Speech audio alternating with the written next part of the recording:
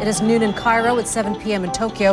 I'm Monita Rajpal. You're watching CNN. This is World One, live from London. The anti-American sentiment exploding in Libya and Egypt over the past few days is spreading. A group of protesters clashed with security forces at the U.S. Embassy in Yemen. Officers fired shots into the air to try to disperse the crowd. Meanwhile, the United States is stepping up its military presence in Libya following Tuesday's attack on the U.S. consulate in Benghazi, which killed Ambassador Chris Stevens. Right now, around 50 Marines are on their way to Libya to beef up security there. U.S. officials told CNN 2 warships are being positioned off the Libyan coast. Pentagon correspondent Barbara Starr joins us now from Washington with more on these troops being mobilized. But what are they also saying about this potentially pre-planned attack, Barbara?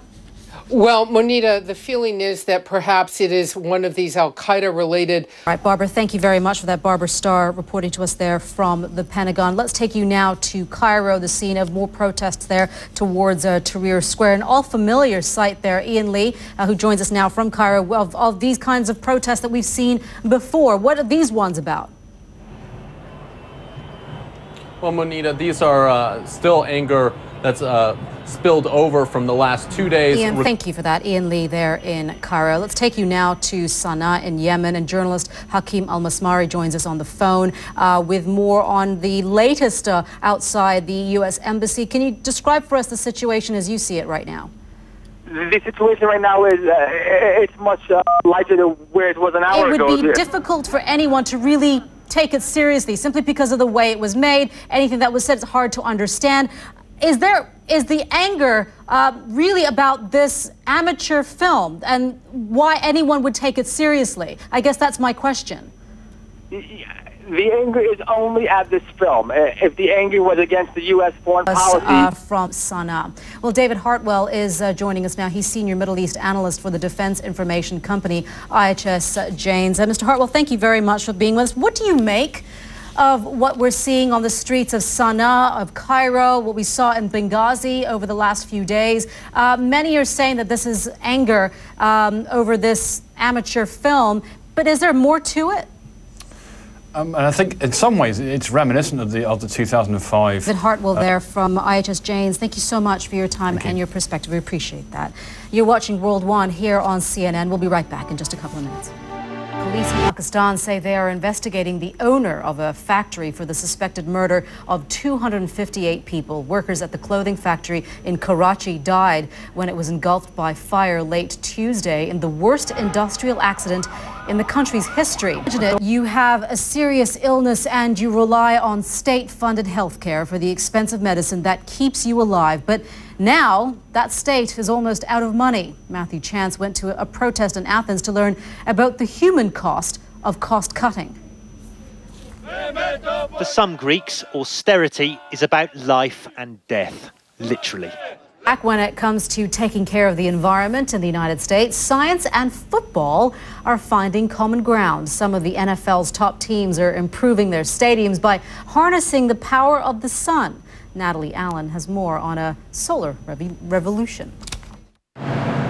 Some NFL stadiums are adding solar power to their game. Some players had heard about this and they said, hey, how do we do that at our house? Stepping up its military presence in Libya following Tuesday's attack on the U.S. consulate in Benghazi. Secretary of State Hillary Clinton has been leading the tributes to Chris Stevens, the ambassador to Libya, who was killed in Benghazi on Wednesday night. Clinton said he gave his life trying to help build a better Libya. President Barack Obama has promised to hunt down those responsible for his death. Let's get the latest now from CNN's Jumana Karacha, who's in the Libyan capital, Tripoli. And Jumana, yesterday we heard that the Libyan officials had apologized to the American people for what had happened to Ambassador and his staff, Ambassador Stevens and his staff. What are they doing now to help the Americans as the Americans escalate security on their interests?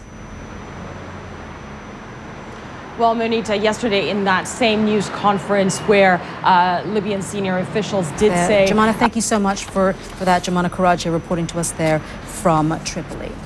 China has warned Japan that trade between the two giant economies could suffer because of tensions over a group of disputed islands. It follows an announcement from Tokyo that the government had bought the islands in the East China Sea from a private Japanese owner. In our London studio is Hitoshi Tanaka, chairman of the Institute for International Strategy at the Japan Research Institute. Mr. Tanaka, thank you very much for being with us. What is this all about? These islands, these disputed islands that have been in dispute for a long time now. There's a private sale that takes place, and now China is saying that's a violation of sovereignty. Help us understand what this is all about. This island, Senkaku, has been retained by Japan for such a long time. Thank you. You're watching World One, live from London. A key figure in the history of motor racing has passed away. A day after the shocking revelations from a report into the Hillsborough Stadium disaster, England's Football Association has responded with a statement. CNN's Alex Thomas is here with that and the rest of the day's sport. Hi, Alex. Yeah, hi, Monita. Unlike Britain's Prime Minister on Wednesday, England's Football Association has failed to apologise for the things about Andy Murray's win was actually just how relaxed he was afterwards at finally achieving that. And we saw what people like me and Don, who've interviewed him down the years, have seen, that he's actually a great guy, not a whinging Scot, as some have claimed. And he's a champion too. That he's actually got a personality somewhere in there. He has, he has. Before we go, just to let you know that there's much more in world sport. I'll be back in an hour's time. Then the main sports show in 5 hours' time has part 3 of our blockbuster interview with NBA star Dwayne Wade.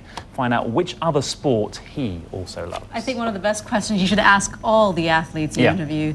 What is your favorite karaoke song? Good one, Don Riddell. Yeah, I like that. I'll stand a I'll write that down. Losing My Religion, that's a good one. What's your favorite? I would love to be able to sing Johnny Be Good, but I've never had the guts to do it. Excellent. What about you? I don't know. Come on. I don't have. I put it out there. Paradise City? Guns N' Roses? Oh, right. Oh, yeah. Wow. I don't know. It's the first song that came to my head. I'd pay money to see you sing that. Alex Thomas, thank you very much. I'll see you in karaoke after this. Okay, you're watching World One, live from London. Still ahead, an exciting day for planet Earth. Scientists have discovered a new species of monkey. Well, scientists say they've discovered a new species of monkey. The Lesula monkey was first found in the remote forest of the Democratic Republic of Congo 3 years ago. But Nairobi to tell us a little bit more about this exciting find. So what does it all mean then, David? What it all means is that this is only the second time in more than a quarter century that a new monkey species has David, been... thank you very much for that. David McKenzie reporting to us there from Nairobi. Parts of Pakistan are being inundated after receiving more than half a meter of rain. Meteorologist Mari Ramos is at the World Weather Center with more on that. Hi, Mari. Hello, Monita. Yeah, this is a tremendously bad situation across parts of Pakistan. Now, thank you. I'm Monita Rajpal. World One continues after the short break. Do stay with us here on CNN.